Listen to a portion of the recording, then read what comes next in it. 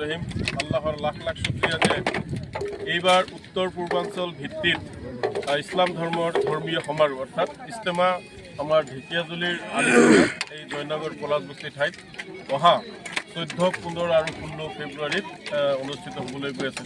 আপোনালোকে ইতিমধ্যে দেখিছে আপোনালোকৰ নিশ্চয় কেমেৰাত যে এই কামৰ প্ৰস্তুতিৰ কাৰণে হাজাৰ হাজাৰ লোক অসমৰ বিভিন্ন জিলাৰ পৰা স্ব ইচ্ছাৰে আহিছে।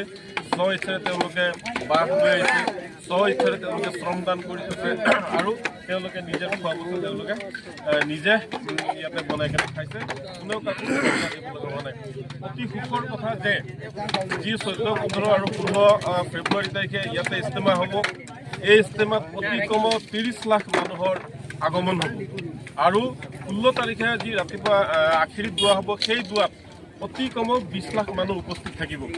গতিকে আমাৰ অসমৰ কাৰণে ভাল খবৰ, শোণিতপুৰ জিলাৰ কাৰণে বা এই অঞ্চলৰ কাৰণে ভাল খবৰ যে উত্তৰ পূৰ্বাঞ্চলৰ বিভিন্ন ৰাজ্যৰ পৰা ইয়াতে প্ৰায় 30 লাখ লোকৰ আগমন হ'ব আৰু আখিৰিত দোৱাত 20 লাখ লোক সমবেত হ'ব।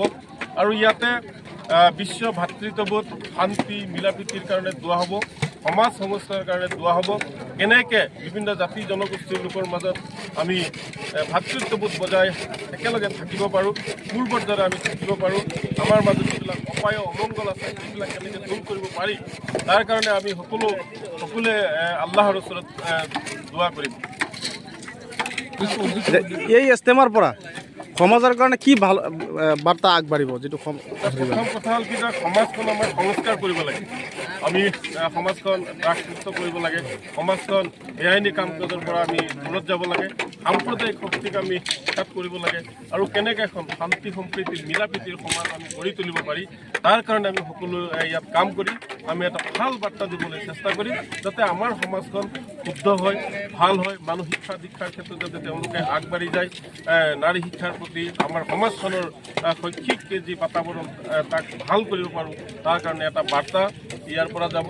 আৰু আমি আশা কৰিছোঁ যে সকলো ইছলাম ধৰ্মী লোকসকল অকল অসমৰে নহয়, ইয়াতে উত্তৰ পূৰ্বাঞ্চলৰ বিভিন্ন ৰাজ্যৰ পৰা ইয়াতে লোকৰ সমাগম হ'ব আৰু আমি সদায় যাতে পূৰ্বৰ দৰে কামপুৰুষীয়া ভাতৃত্ববোৰ আমি মজবুত কৰিব পাৰোঁ, তাৰ কাৰণে আমি সকলোৱে ইয়াতে দোৱা কৰিম। ইয়াত যিসকল মানুহে শ্ৰমদান কৰি আছে তেখেতৰ যিখিনি খোৱা খাদ্যৰ ব্যৱস্থাটো ক'ৰ পৰা কেনেকুৱা কৰা হৈছে? আল্লাহৰ লাখ লাখ শুক্ৰিয়া যে ইয়াত কোনেও কাকো হোটেলত কিনি খাব নালাগে। ইয়াতে যিসকল মানে স্ব ইচ্ছাৰে শ্ৰমদান কৰি আছে তেওঁলোকে নিজেই ইয়াতে বনাই খাই আছে বা ক'ৰবাত খোৱা বোৱাৰ ব্যৱস্থা আছে। মুঠতে সকলো বস্তু নিজে নিজে কৰিব লগা হৈছে। ইয়াত কোনো অভ্যৰ্থনা সমিতি নাই, ইয়াত কোনো কাৰোবাৰ কাৰণে আপ্যায়ন কৰাৰ কোনো ব্যৱস্থা নাই, সকলোৱে নিজে কৰিব লাগে। চব আল্লাহৰ প্ৰৱৰ্তনা, আল্লাহৰ হুকুম।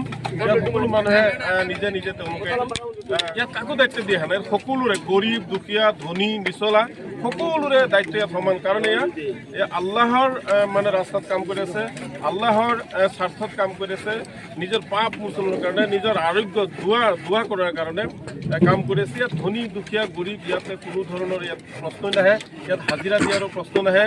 চব আমাৰ মূল মন্ত্ৰ হ'ল চাওক, আমি ইছলাম ধৰ্মৰ মানুহ, আমি শান্তি এটা বাৰ্তা দিব লাগে। ইয়াত আমি আল্লাহ বিশ্বাসী মানুহ, আমি নবী বিশ্বাসী মানুহ, আমি কোৰআন শ্বৰীফক বিশ্বাস কৰোঁ। এই তিনিটা বস্তুক বিশ্বাস কৰি বিশ্বত ইছলাম ধৰ্ম জীয়াই আছে। বিশ্বত এই তিনিটা বস্তু ইছলাম ধৰ্ম জীয়াই আছে আৰু যাৰ কাৰণে ইয়াৰ পৰা আমি বিশ্বত এই অঞ্চলৰ পৰা বিশ্বত এটা শান্তিৰ বাৰ্তা প্ৰেৰণ কৰিব বিচাৰিছোঁ। আপোনালোকৰ জৰিয়তে এই বহাগ বিহুৰ সময়ত সকলোলৈ অনুৰোধ জনাম, হিন্দু মুছলমান সকলোৱে আহক, আমি মিলি জুলি আমি ইয়াতে সকলোৱে কাম কৰোঁ আৰু আল্লাহৰ কাৰণে যাতে আমি ভাল কাম কৰিব পাৰোঁ। আমিতো আল্লাহ বিশ্বাসী মানুহে কৈছোঁই আৰু আমাৰ জান্নাত বা দুজক এইবিলাকৰ প্ৰতি আমি ভয় কৰিব লাগিব। আমি জান্নাতৰ ৰাস্তা তাত আমি জীয়াই থাকোঁতে আমাৰ অজস্ৰ টকা আছে, আমাৰ বিল্ডিং আছে, গাড়ী আছে, কিন্তু আমি মানে সৰুৰ পৰা আহিছোঁ, বুঢ়া হৈ আকৌ মৰি যাম।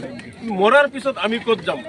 সেইখিনি যাৰ আধ্যাত্মিক চিন্তা আছে, সেই চিন্তা চৰ্চা কৰি মানুহে নামাজ পঢ়ে, মানুহে ৰোজা ৰাখে, মানুহে কলিমা পঢ়ে। তো সেয়াই আৰু মোৰ উদ্দেশ্য। ইয়াত হিন্দু মুছলমান সকলোৱে আহি আছে, খুব ভাল।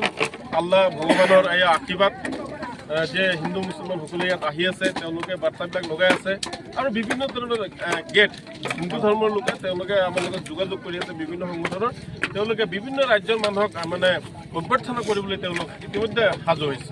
আপোনালোকে জানে, মই কৈছোঁ যে ইয়াত সম্পূৰ্ণৰূপে মানুহ অহা যোৱা কৰি 30 লাখ লোকৰ আগমন হ'ব আৰু আখেৰি দিয়াত গোৱাত 20 লাখ মানুহ ইয়াতে উপস্থিত থাকিব।